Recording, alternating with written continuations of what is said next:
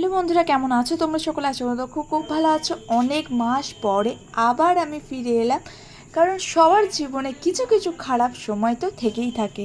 সেই খারাপ সময়টা আমারও কেটে গেছে, তাই ভাবলাম আবার নিজেকে নতুন করে তোমাদের সামনে তুলে ধরি। সেই রকম খারাপ সময় বলতে নয়, আসলে আমাদের ফ্যামিলিতে একটু বেশি আমরা খারাপ সময় কাটিয়েছি, কারণ আমার বাবার একটা ছোট অ্যাক্সিডেন্ট হয়েছিল। প্রায় ছোট না, অনেকটা বড় হয়েছিল, কিন্তু আমার বাবা এখন অনেক সুস্থ আছে, তাই আমিও ফিরে এলাম। আর আজকে ব্লগটা শুরু করছি আমি বাবার থানে গিয়ে। আশা করি তোমরা সকলে সেই আগের মতো আমাকে ভালোবাসা দেবে, আর আমিও তোমাদেরকে আমার সামর্থ্য মতো তোমাদেরকে ভিডিও দেওয়ার চেষ্টা করব। আজকে সকলে মিলে ফার্স্ট টাইম তারকেশ্বর যাচ্ছি। আর ট্রেনেতে জানো তো, সবাই সবার কাজে খুবই ব্যস্ত হয়ে থাকে, অনেকটা লং জার্নি থাকলে এই হয়।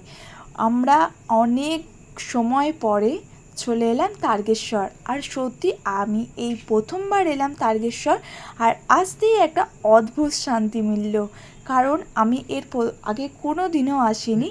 আর এটা হলো দুধ পুকুর, এখানে সকলে আমরা স্নান করেছি। আর যেহেতু আমরা মাসির আর ভাইয়ের মানসিকের জন্য গেছিলাম, তো ওরাই আজকে টন্ডিটা কেটেছে। আর এই দেখো, আর আমাদের তো দুষ্টুমি সবসময় লেগে থাকে।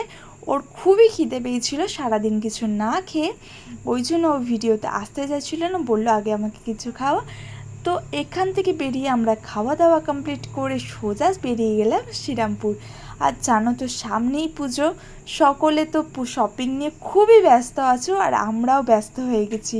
শ্রীরামপুরটা প্রচুর ভিড় হয়েছিল আজকে, আমরা অনেক কেনাকাটি করেছি। তোমরা সকলে কেমন কেনাকাটি করেছিল অবশ্যই জানাবে আমার কমেন্ট বক্সে, আর অবশ্যই আমাকে জানাবে আমার ভিডিওগুলো তোমাদের কেমন লাগছে।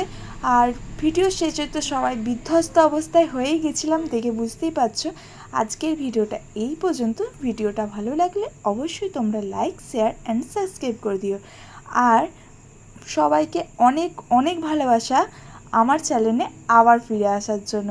তো চলো বন্ধুরা, আজকের ভিডিওটা আমি এখানেই বন্ধ করি। তোমরা কিছু ছবি দেখে নাও।